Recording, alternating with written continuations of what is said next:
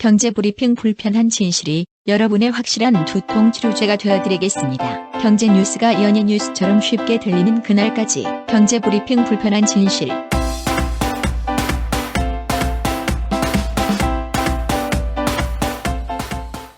경제브리핑 불편한 진실 12월 29일 순서 시작하겠습니다. 제가 연말이라 따뜻한 이야기로 오늘 시작을 해볼까 하는데 도저히 그럴 수가 없어요. 어제 제가 동영상 하나를 보고 너무나 분통이 터지더라고. 뭘 보셨는데요? 어제 뭐였었냐면요, 부산 지역에서 벌어진 일이었거든요. 근데 진짜 이런 말을 해야 될 것 같아요. 병신년이 끝나가고 있는데 정부의 병신짓은 멈추지 않는 것 같다. 너무 세게 얘기했나? 괜찮습니다. 네, 제가 왜 이렇게 화가 났냐면 어제 여러분들 많이 보셨을 거예요. 부산 지역 대학생, 고등학생들이 한일 위안부 졸속 합의가 이루어진 지 1년 되는 날인 28일, 어제죠. 일본 영사관 앞에 평화의 소녀상을 설치했거든요. 근데 4시간 만에 강제 철거당했다고 하더라고요. 근데 이게 강제 철거 당하는 그 장면을 동영상으로 찍었는데 그냥 철거한 게 아니더라고. 소녀상을 지키는 시민들을 강제로 끌어내고요. 또 폭력적으로 진압을 하더라고요. 네. 정경들이 와서 또 막 시민들을 때리고 그런 모양이죠? 그렇죠. 그 모습이 너무나 씁쓸하고 너무나 분통 터지고 너무나 화가 났습니다. 소녀상을 설립을 하지 못하게 하는 이유가 있을 것 같아요. 그렇죠. 어제 철거를 주도한 데는 부산 동구청이거든요. 네. 부산 동구청에서는 이런 얘기를 해요. 도로교통법 위반이다. 구청에 허가받지 않고 시설물을 마음대로 설치했다. 뭐 이런 거예요. 근데 여러분들 다 알고 계실 거 아닙니까? 이거 왜 철거하고 있는지. 허락을 받으려고 했다가 안 해주니까 이렇게 했겠죠. 그러니까요. 그래서 어제 평화의 소녀상을 설치했던 대학생들과 고등학생들은 이렇게 분통을 터뜨리고 있습니다. 8,500만 원의 설립기금이 담긴 부산 시민의 한일 위안부 합의 무효화 요구와 주권국가로서의 자존심 또한 철저히 짓밟혔다. 국민의 요구보다 일본의 눈치를 더 보는 정부와 부산시, 일본의 앞잡이 노릇을 한 동구청장과 동구청 직원들을 잊지 않고 심판할 것이다. 네. 저희도 절대 잊으시면 안 될 것 같아요. 특히나 어제 소녀상 철거를 막다가 연행된 시민들이 꽤 계셨대요. 13분이나 계셨다고 합니다. 근데 아직까지 11분이 풀려나질 못했대. 소녀상 설치했다가 그 철거를 막았다는 이유로 11명이나 아직도 유치장에 있다는 거예요. 근데 이분들이 왜 유치장에 있느냐? 인적사항을 밝히지 못하겠다. 국가같이 하는 국가에게는 인적사항조차 밝히기가 싫다. 이렇게 묵비권을 행사했기 때문이라고 합니다. 네. 이참에 친일 세력을 소탕할 수 있는 거의 헌법 수준의 법을 하나 만들어야 되지 않을까 싶어요. 그러니까요. 무슨 도로교통법을 갖다 대고 있어. 아무튼 국민들이 화난 것처럼 정치인들도 이거에 대해서 여러 가지 의견을 내놓고 계시죠. 문재인 전 더불어민주당 대표는요, 이런 말을 하셨더라고요. 부산 동구청과 그 배후 세력은 살아있는 역사 교과서인 소녀상 설치를 두려워하고 있다. 청산되지 못한 친일 행위와 다름이 없다. 이렇게 비판하셨어요. 그리고 또 요즘 뜨는 스타시죠. 이재명 성남시장. 이재명 성남시장은요, 부산시와 동구구청은 어느 나라 소속인가? 시장과 청장이 새누리라서 그런가? 친일 매국 잔재를 털어내지 못한 결과인 듯하다. 이렇게 꼬집었습니다. 이러다가 아마 일주일 안에 다시 세워주세요 이럴 겁니다. 분명히. 그럴까요? 근데 저는 더 화나는 소식을 외신을 통해서 또 접했어요. 오늘 아침에 뭐였냐면요, 일본 방위상이 오늘 오전 2차 대전 당시 A급 전범이 합사된 도쿄 야스쿠니 신사 있죠. 네. 여기를 전격 참배했다고 합니다. 전날 아베 신조 총리가 미국 하와이에서 진주만 방문했잖아. 그래서 전쟁 희생자들을 추모하고 평화와 화해를 말했는데 하루 만에 야스쿠니 신사를 전격 참배했대. 그러니까 이거는 대놓고 가운데 손가락을 탁 들어 보이는 거 아니에요. 그러니까요. 이렇게 일본이 개무시하고 있는데 더 화난 일이 있죠. 우리 정부의 반응. 이 정도 되면 일본 대사 소환해가지고 니네 뭐냐 따져야 되는 거 아닙니까? 그런데 우리 정부의 지금까지 내놓은 반응이 뭔지 아세요? 주한 일본 대사자 관계자를 불러 항의의 뜻을 전하는 방안을 검토하고 있대. 이게 검토 대상입니까? 당장 해야지. 그리고 관계자라고 돼 있어요. 관계자. 일본 대사도 아니고. 그러니까요. 아무튼 진짜 도대체 대한민국이 주권 국가가 맞는지 의심스러울 정도입니다. 제발 이제 병신년 며칠 안 남았잖아요. 이 병신령과 함께 정부의 병신짓도 사라지길 바랍니다. 아니, 국무위원들도 좀 투표로 뽑았으면 좋겠어요. 거짓말 할 때는 무의식적으로 코를 만진다. 한국인들은 거짓말할 때 코를 만지지도 않는다. 귀가 캥길 때는 눈을 마주치지도 못한다. 한국인들은 거짓말할 때 오히려 상대를 똑바로 쳐다본다. 우리가 알고 있던 거짓말에 대한 상식은 모두 틀렸다. 한국인에게는 한국인만의 거짓말 신호들이 따로 있다. 5년의 조사 기간 1083개의 거짓말 사례에서 뽑아낸 한국인만의 거짓말 특징 25가지. 쉽게 속이고 쉽게 속는 우리, 쉽게 분노하고 쉽게 용서하는 나라. OECD 사기 범죄율 1위 국가, 거짓말에 관대하고 무감각해진 한국에서 나를 지키는 강력한 행동 심리학. 이제 그들의 거짓말이 보인다. 지금까지 몰랐던 한국인의 거짓말 신호 25가지. 한국인의 거짓말. 도서 출판 추수밭. 그러면 오늘 꼭 챙겨야 할 경제 브리핑. 정부가 병신짓을 하고 있어서 그런가 오늘 재미난 발표를 했어요. 내년도 경제 성장률을 2.6%밖에 안 될 것이다. 자인을 한 거예요. 정부가 29일 발표한 2017년 경제정책 방향을 보니까요. 외환위기 이후 처음으로 2% 성장을 전망했다고 합니다. 네. 또 내년 취업자 증가 폭도요. 전망치를 26만 명으로 낮췄대요. 이제 30만 명도 못 채운다는 얘기인 거예요. 좀 더 구체적으로 살펴보면요. 내년도 실질 GDP 성장률 전망치가 지난 6월 하반기 경제정책 방향 때 발표했던 3.0에서 0.4%포인트를 하향 조정했다고 합니다. 그래서 2.6%밖에 안 된다는 거예요. 이것도 높은 거 아니에요? 그러니까 2.6%도 안 될 가능성이 많죠. 정부의 전망대로라면 우리나라 경제는요. 2015년부터 2.6%, 올해도 2.6%, 내년도 2.6%, 3연속 2%대 저성장에 머물게 된다고 합니다. 아니 4.74램에 4%는 자신이 때문에 마이너스 4였겠죠. 마이너스 4였나요? 아무튼 정부의 설명도 과간이에요. 정부가 뭐라고 했는지 아세요? 이렇게 성장률을 낮춘 주된 이유가 내수 둔화라고 합니다. 내년 내수가요. 유가 상승과 금리 상승 압력 등으로 여전히 악화될 것이다. 이렇게 내다봤대요. 그래서 내년도 민간 소비가요. 올해보다 더 위축돼 겨우 2% 증가할 것으로 전망했다고 합니다. 게다가 고용 여건도 악화돼서요. 실질 구매력 증가세가 주춤할 것으로 보인다고 발표를 했어요. 그리고 이렇게 경제가 안 좋으니까 내년도 취업자 증가 전망치도요. 30만 명에서 한참 모자르는 26만 명에 그칠 것이다. 이렇게 내다봤다고 합니다. 아니 근데 정부의 이런 설명을 들어보면 다 남 탓이야. 정부가 못했다는 얘기 한마디도 없어. 내수 활성화를 원하고 있는 거 아니에요? 어쨌건 그러면 독감도 이렇게 안 퍼지게 제때 잡았어야지. 응? AI도 그렇고 그거 다 납두고 내수가 둔화됐대. 다음 소식입니다. 내년부터 달라지는 제도 어제 이어서 또 전해드리겠습니다. 이 총각 처녀분들한테 모르겠어요. 이게 반가운 소식인 건지 하나만한 소리인 건지 내년부터 결혼을 하면요. 세금을 100만 원을 깎아준다고 합니다. 저출산 해결의 스타트. 내년부터 총급여 7천만 원 이하인 커플이 결혼을 하면 100만 원까지 세금을 깎아주고요. 신혼부부 주거 안정을 위해서 전세 자금을 빌릴 때 우대금리 수준을 현행 0.5%포인트에서 0.7%포인트로 확대한다고 합니다. 정부는 29일 정부 서울청사에서 경제관계 장관회의에서 이런 내용을 골자로 하는 내년 경제정책 방향을 확정해서 발표를 했습니다. 이 세금 100만 원 깎아주는 거는 아무래도 올해 출생아가 역대 최소치로 기록이 될 게 확실시 된다. 즉 우리 사회의 당면한 과제가 결혼 그리고 출산인데 이를 빨리 해결하기 위해서 세금부터 일단 깎아주고 보자. 이런 보관인 것 같습니다. 아니 근데 현재도 이런 저출산 관련된 여러 가지 대책이 있었잖아요. 그렇죠. 그런데요. 이 출산 관련한 인센티브가 대부분 3자녀 이상에만 적용이 됐고 2자녀 가구에게는 사실상 적용이 되지 않아서 출산을 되레 저해한다. 이런 지적이 많았었거든요. 아하. 그래서 3자녀 이상 가구에서 이제 2자녀 가구 중심으로 재설계를 했다고 합니다.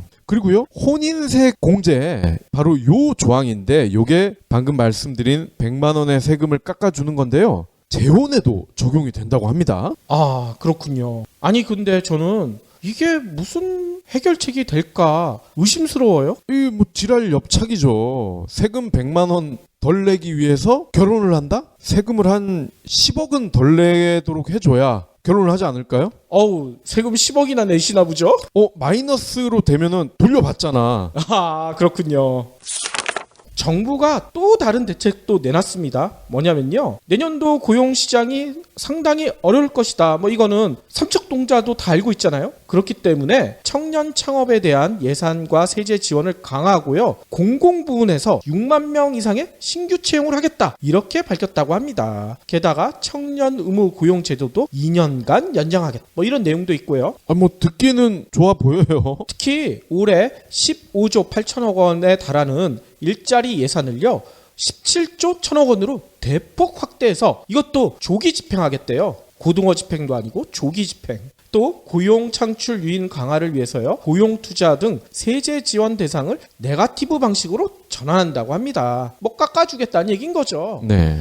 또 제조업 부분에서 해양 플랜트, 산업용 섬유 소재 등 전문 인력을 양성하고요. 가전, 로봇, 무인기 등 신산업 육성으로 일자리를 창출하겠다. 뭐 이런 내용도 들어있어요. 게다가 창업을 통한 새로운 일자리 창출을 위해 창업 성공 패키지를 내년에 신규 도입한대요. 그래서 500개 팀에 팀당 최대 1억 원을 지원하겠다. 뭐 이런 내용도 들어있습니다. 특히 가장 중요한 내용이 이거죠. 국가나 지방자치단체 정원을 1만 명 신규 증원하고요. 공공부문에서 6만 명 이상을 신규 채용하겠다. 이렇게 밝힌 거예요. 그래서 내년도 기업 분야에서 일자리가 줄어들어도 공공 분야에서 늘려서 좀 어느 정도 비율을 맞추겠다. 뭐 이런 뜻인 것 같습니다. 이거 취업률 통계에 올리려고 하는 수작 같은데 공공부문이라 하면 공공근로도 여기 들어가는 거 아니에요? 게다가 의심스러운 게 있죠. 기업들 모아놓고 박근혜가 돈만 뜯어낸 게 아니잖아. 일자리도 늘려라. 야, 나 가구 좀 세우자. 올해 초에 엄청나게 푸시를 했는데도 기업들이 말을 안 들었잖아요. 네.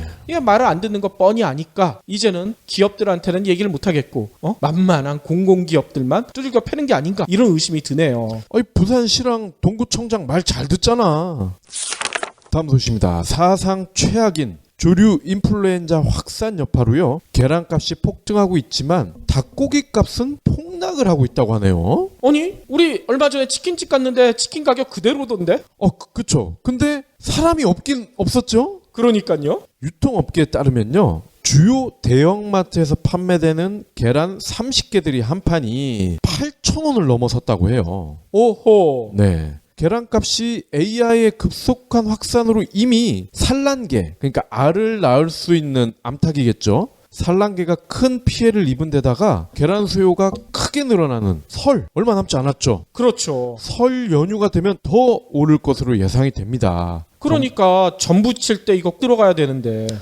계란 한 판에 8,000원이면 이거 사 먹어야 됩니까? 어떻게 되는 겁니까? 반면 AI의 영향으로 수요가 크게 감소한 닭고기 가격은 급락세입니다.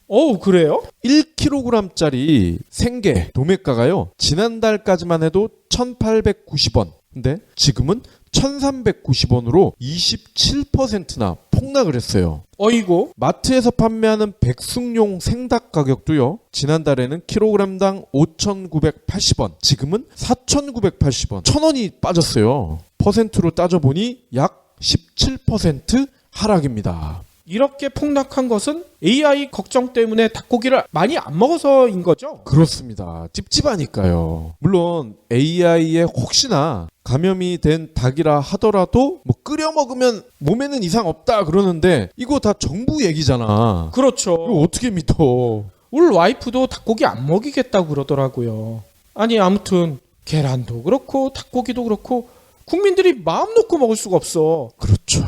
진짜 진정한 헬조선인 것 같아요. 우리 재벌의 클래스를 여실히 보여주는 판결이 오늘 나왔습니다. 재벌의 클래스 하니까 우리 재벌이 뭐 노블레스 오블리주를 하나 뭐 이렇게 생각하시는 분들도 계시겠지만 한번 들어보시면 진짜 충격적일 겁니다. 2013년 폭로돼서 파문을 일으켰던 문건 하나가 있죠. 삼성그룹의 노조와의 전략. 이 문건의 실체가 대법원에서도 인정됐다고 합니다. 네. 삼성은 이런 거 만든 적이 없다고 했는데 삼성에서 만들었다고 대법원에서까지 인정을 했다는 얘기인 거예요. 그래서 대법원은요, 이 문건의 내용에 따라 진행된 노조 간부에 대한 해고가 부당하다, 이렇게 최종 판결을 내렸다고 합니다. 네. 오늘 대법원 2부 조희대 대법관은요, 조장이 금속노조 삼성지회 부지회장이 낸 부당해고 및 부당노동행위 구제 재심 판정 취소, 이 소송에서 조 부지회장의 승소로 판결했다고 합니다. 삼성 에버랜드, 이제 현재는 제일모직으로 바뀌었죠. 여기서 일했던 조 부지회장은요, 2011년 7월 복수노조제가 시행되면서 동료 직원들과 함께 신규 노조를 세웠다고 합니다. 이거는 삼성 직원들이 자발적으로 설립한 첫 번째 노조였다고 해요. 네. 삼성은 노조 없는 그룹이었잖아. 그렇죠. 글로벌 기업이라는데 노조는 인정 못하겠다. 참 글로벌적하죠. 그러면서 노조가 없어도 될 정도로 복지 천국이다 이렇게 떠들고 다녔잖아요. 그렇죠. 그러면서 집에는 안 보내고 회사가 복지가 좋으니까 회사에서 숙식을 다 해라, 뭐 이러잖아. 아무튼 다시 본론으로 돌아와서 그동안 수십 년간 무노조 경영 방침을 이어오던 삼성 측은요, 노조 설립 신고증이 교부되기도 전에 조 부지회장을 해고하고 고소했다고 해요. 그가 노조 홍보를 위해 임직원 4,300여 명의 개인정보를 외부로 빼냈다, 이런 이유였다고 합니다.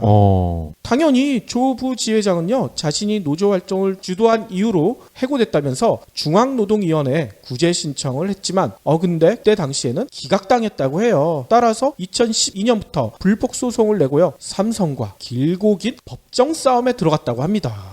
삼성과 법정 싸움에서 이기는 경우가 없었잖아요. 그렇죠. 거의 유일한 것 같아요. 아무튼 재판의 쟁점은요, 증거로 제출됐던 2012년 S그룹, 그러니까 삼성이죠, 삼성그룹의 노사전략이라는 150쪽 분량의 문건이 진짜냐 아니냐, 이거에 달려 있었다고 합니다. 이게 바로 2013년 국정감사에서 정의당 심상정 의원이 폭로한 문건이잖아요. 이 문건에는 진짜 놀라운 얘기가 있었죠. 노조 설립 시에 노조원의 비위 사실을 추적 수집하고 설립 주동자를 해고하고 고액의 손해배상, 가처분 신청 검토, 뭐 이런 걸 통해서 노조를 와해시켜버려라, 뭐 이런 내용이 들어있었잖아요. 네.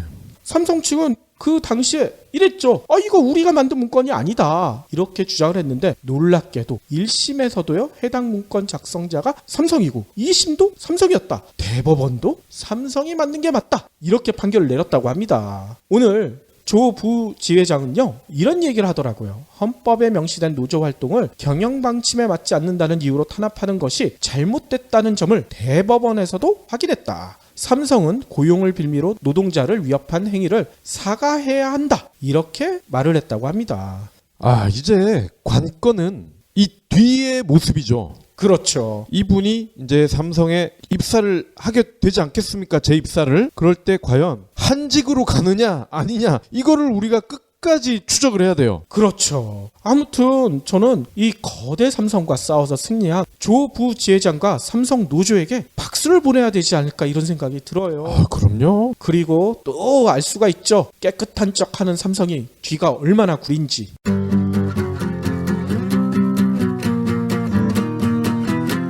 포브스가 매년 발표하는 전 세계 억만장자 순위 아시죠? 이 리스트에 이름을 올리는 가장 빠른 방법이 뭘까요? 글쎄요. 사업, 복권, 땡. 바로 결혼입니다.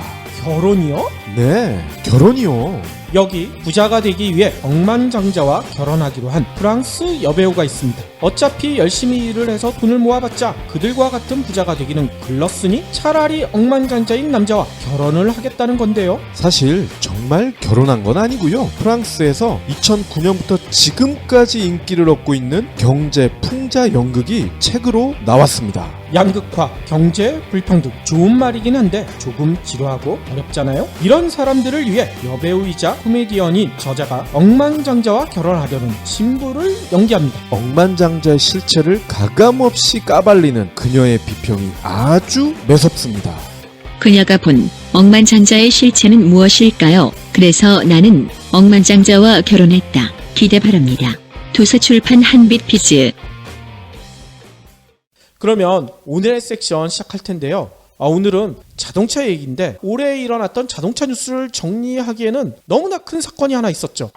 지금 겨울이라서 한창 이제 가스나 보일러 많이 쓰실 텐데요. 그와 관련된 내용입니다. 그렇죠. 그래서 그거와 관련된 불편함이 너무나 커서 오늘은 우리나라 자동차 업계의 불편한 진실을 전해드리도록 하겠습니다. 네. 저희가 그동안은 현대차 얘기를 주로 해왔었잖아요. 그렇죠. 그래서 저는 개인적으로 정몽구 회장이랑 무슨 관계가 있나 이런 생각까지 했었거든요. 네, 아무런 사이도 없고요. 다만 현대차가 국내 1위 기업이기 때문에 맏형이니까 맏형이 잘하면 동생들도 대부분 따라서 잘하잖아. 저는 그래서 형이 잘하면은 동생들도 잘하겠거니 하고 주로 현대차를 언급을 해왔던 건데요. 근데 오늘은 한국 GM의 사례를 꼭 알려드려야 될 것 같아요. 동생도 형 못지않은 병신짓을 했나 보죠? 뭐 병신짓인지 잘한 짓인지는 판단을 해주시기 바랍니다. 지난 7일, 그러니까 12월 7일에 한국 GM이 경상남도 사회복지 공동모금회에서 창원사랑기금 전달식을 열었어요. 그러니까 창원이면은 경남에 있는 대도시죠. 그렇죠. 이쪽 동네에서 기금 전달식을 열고서 뭘 했느냐? 월동 난방비 명목으로 980만 원을 전달을 했어요. 아니 뭐 전달한 건 좋은데 여기에 공이 하나 빠진 거 아니에요? 두 개는 빠진 거 같은데? 아닙니다. 980만 원입니다. 왜 이렇게 쪼잔하대? 그쵸? 그래도 한국 GM 정도면은 공이 한 두 개는 더 있을 법도 한데 1,000만 원이 조금 안 돼요. 이 창원 사랑 기금은요, 올해 5월에 한국 GM과 창원 상공회의소 그리고 경남 사회복지 공동모금회 이들 단체가 체결한 일종의 동반 성장을 위한 업무 협약 뭐 그런 겁니다. 그래서 창원에서 팔린 쉐보레 한 대당 2만 원의 기금을 모아서 이 돈을 불우이웃을 돕자. 뭐 이런 프로젝트예요. 뭐 그렇게 따지면 창원에서 팔린 쉐보레가 490대밖에 안 됐다는 얘기네. 뭐 그렇게 볼 수도 있겠네요. 근데 이때 이 980만 원이란 돈이 어디로 주로 갔느냐? 지역 아동센터 14곳. 그러니까 아동센터는 아동을 돌보는 곳이죠. 그런데 이런 센터들이 보면은 난방이 안 되고 환경이 열악한 곳이 많대요. 그렇죠. 네. 그래서 도와주는 거는 굉장히 고맙긴 한데 뭐 제가 뭐 돈을 가지고 뭐 이렇게 쪼잔하게 이럴 생각은 없는데 근데 14곳에 980만 원이면은 이게 그 본래 취지에 부합을 할 수 있을까 일단. 그렇죠. 공 두 개는 더 붙여줘야지. 네, 요거는 뭐 이제 본질적인 얘기는 아니지만 한번 재고를 해주시면 좋겠다 싶어요. 한국 GM 측에서.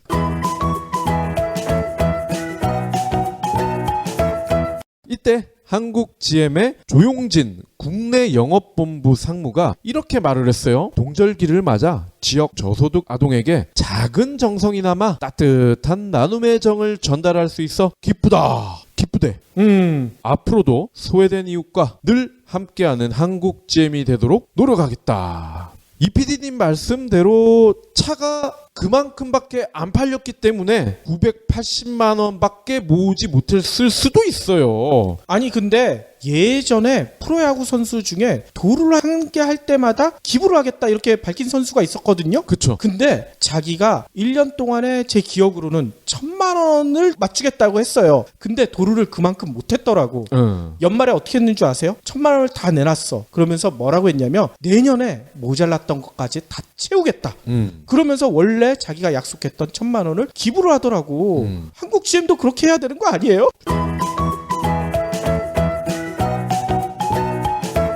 맞습니다. 보통은 그런 방식과 유사합니다. 실제로 차 판매 대수에 비례를 해서 기금을 충당을 하고 거기에 기업이 또 보따리 돈을 추가를 하죠. 그러니까. 근데 얘네들은 액면 그대로 한 거야.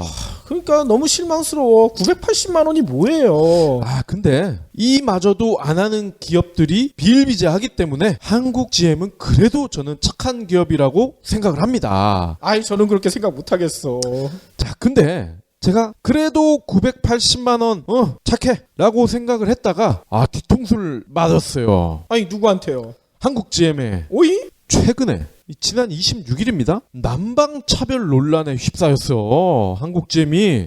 난방비를 도와준다면서요. 예. 이 남방차별이라는 말도 참 웃기지 않아요? 그러니까 네, 인종차별은 들어봐도 남방차별이란 말은 처음 들어봤는데 몽고하니 따뜻한 현장에서 일을 하고 있는 정규직 노동자와 달리 비정규직 노동자들은 추위에 떨고 있다. 이런 주장이 제기가 된 겁니다. 이건 또 뭔 소리래요? 그 말 그대로 남방차별이야. 정규직은 따뜻하게, 비정규직은 춥게. 금속노조 한국-GM 지부와 한국-GM 부평 비정규직 지회가 공동으로요 자사 공장 작업장의 비정규직 난방 실태를 점검을 해봤더니 정규직과 비정규직의 난방 차별이 단순한 차별의 수준을 넘어섰다 이렇게 밝혔습니다. 한국 GM 지부가 최근에 작업장 난방 실태를 조사를 했는데 정규직 작업장은요 바깥에 되게 추웠는데 안에는 엄청 따뜻했다는 거야. 지게차가 수시로 들락거리기는 하지만 문이 자동으로 열고 닫혀서 열 손실도 거의 없대. 간이 건물인 경우에도 벽면이 보온 단열재로 마감이 돼서 따뜻했다고 합니다. 오호. 반면에 비정규직 노동자들의 작업장은 바람막이 외에는 딱히 방안 대책이 없었다고 합니다. 그러면 이 바람막이가 뭐냐? 비닐우.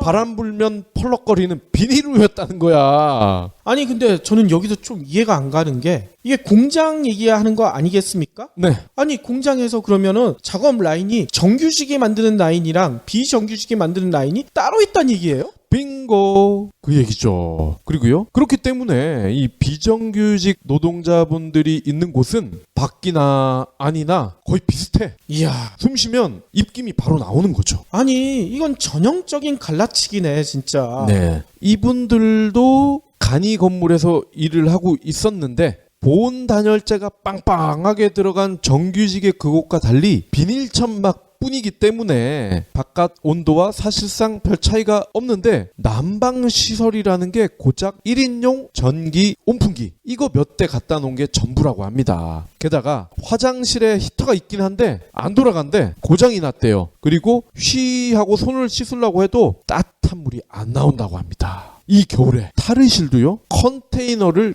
개조한 거고 바닥마저 차갑다고 합니다. 탈의 하려면은 빤스나 메리아스만 입고 있어야 되는데 사실상 바깥 온도에 그대로 노출이 된다는 얘기죠. 당연히 히터도 없고요. 사실상 비정규직 노동자들은 퇴근할 때까지 추위를 있는 그대로 온몸으로 받아들이는 거죠. 그래서 여기만 그런가 그 옆에 있는 다른 작업장도 가봤다는 거야. 여기는 온풍기 배관까지 있는 곳이라고는 해요. 정규직들이 일하는 작업장에는 중앙에 온풍기 배관을 따라서 이게 곳곳으로 따뜻한 바람이 뿜어져 나갔다는 겁니다. 근데 비정규직 라인에는 온풍기 배관을 찾기가 어려웠대요. 그나마 있는 곳도 정규직 배관에서 몇 바퀴 슉 돌고 난 다음에 이제 거의 온기가 남아있지 않은 그런 바람만 들어왔다는 거죠. 그래서 이렇게만 얘기를 하면은 이건 굉장히 주관적일 수가 있잖아. 조사를 했던 분들의 기분 탓일 수도 있다고 느낄 수도 있죠. 그렇죠. 그래서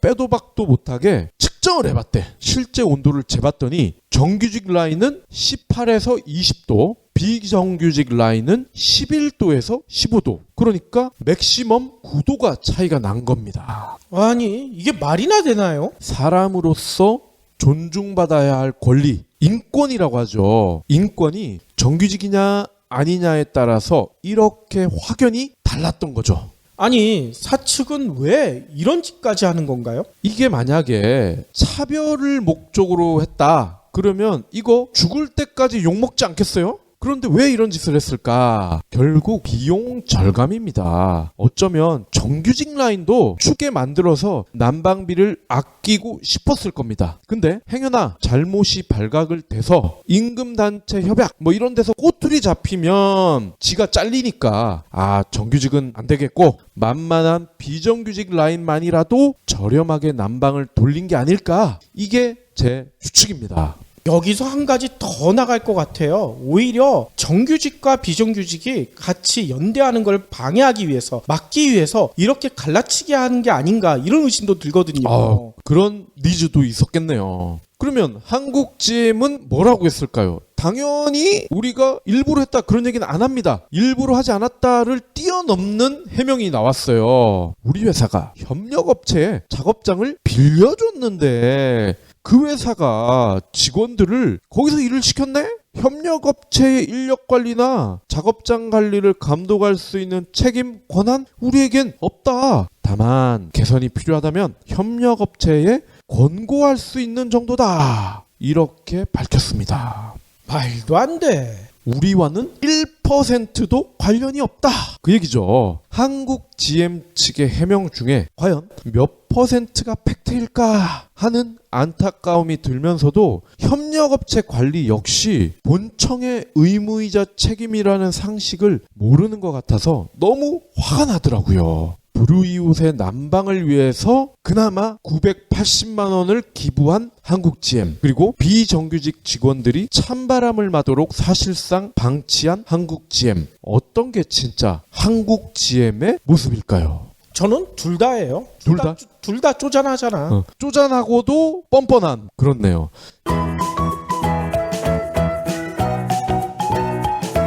근데 저는 한 걸음 더 나아가서 한국 GM의 도덕성, 윤리 이런 거를 우리가 생각해보자. 이런 뜬구름 잡는 이야기 같은 이런 거 하고 싶진 않아요. 당장 한국 GM의 상품, 즉 준대형 세단 임팔라, 중형 세단 말리부, 준중형 크루즈, 경차 스파크, SUV 캡티바, 트랙스, 올란도 이거를 생각해보자는 거야. 하청이든 본청이든 노동자들이 부품을 만들고 이 부품을 모아 조립을 해야 차가 나오는 거 아닙니까? 그런데 하청업체 노동자들이 이렇게 입김이 나오는 부실한 환경에서 일을 했다면, 벌벌 떨면서 손을 호호 불어가면서 조립을 했다면 그 차가 온전할 수 있을까? 이거를 생각해보자는 거죠.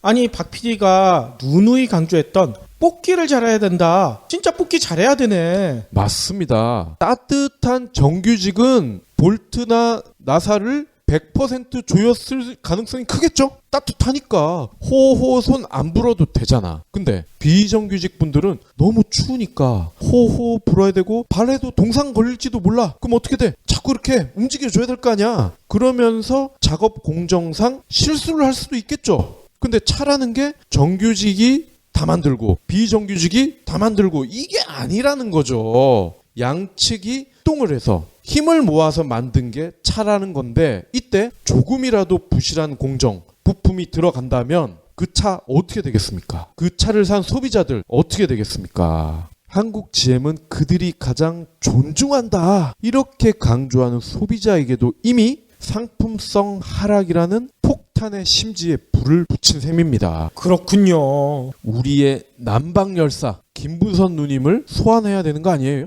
진짜. 아니 이렇게 차가 만들어지는 줄 안다면 어떻게 한국 GM차를 마음 놓고 사겠습니까? 혹시 기부해보신 적 있나요?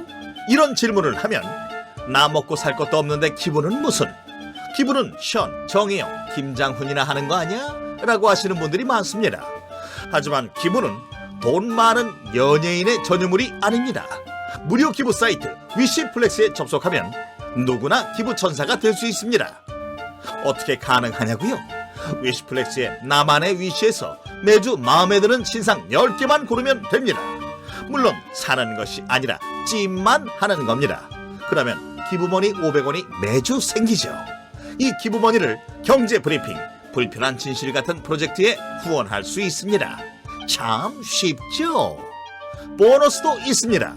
매주 추첨을 통해 골라놓은 신상을 최대 90% 할인된 가격으로 살 수 있는 기회도 제공합니다. 기부도 하고 신상도 챙기고 그야말로 꽉 먹고 알 먹고입니다.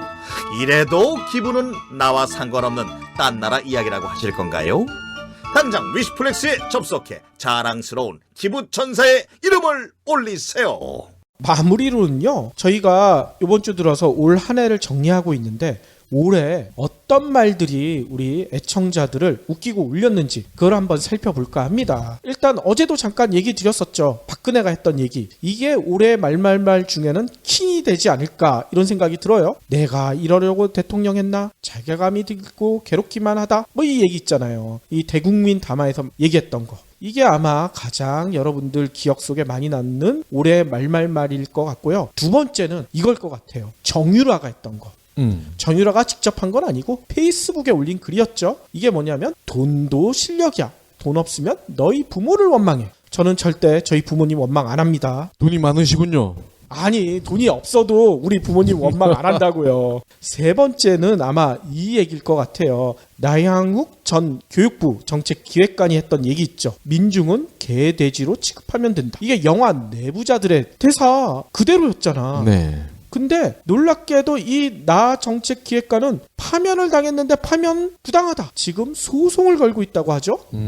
진짜 민중을 개 돼지로 보고 있는 것 같아요. 그리고 우리의 청문회 스타 주진영 전 하나증권 사장이 얘기했던 이 발언도 여러분들 기억 많이 나실 겁니다. 저희 방송에서도 소개해 드렸었는데요. 우리나라 재벌이 다 그렇지만 기본적으로 조직폭력배 운영 방식과 똑같아. 우리나라 재벌의 실태를 아주 신랄하게 비판을 하셨잖아요. 그때 바로 앞에 김승현 회장이 계셨죠. 그렇죠. 인상이 아주 울그락불그락 되더라고요. 그러다가 여직원 지나가니까 눈이 싹 돌아가던데.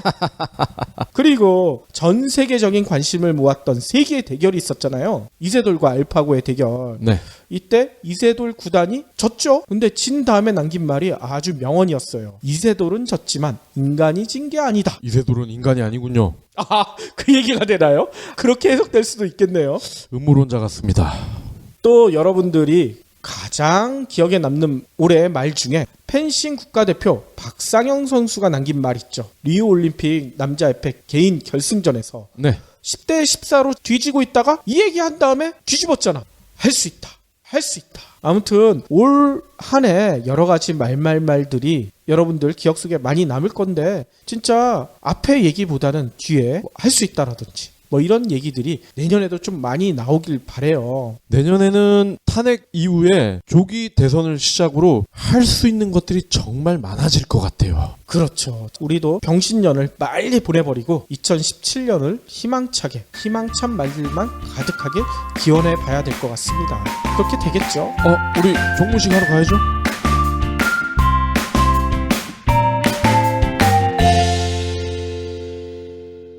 경제브리핑 불편한 진실 완수해주셔서 감사합니다. 하트 투척, 댓글 남기기, 계좌 후원 등 다양한 방법으로 힘을 보태주세요. 계좌 정보는 경제브리핑 팟빵 공지 코너에 있습니다. 여러분의 응원, 콘텐츠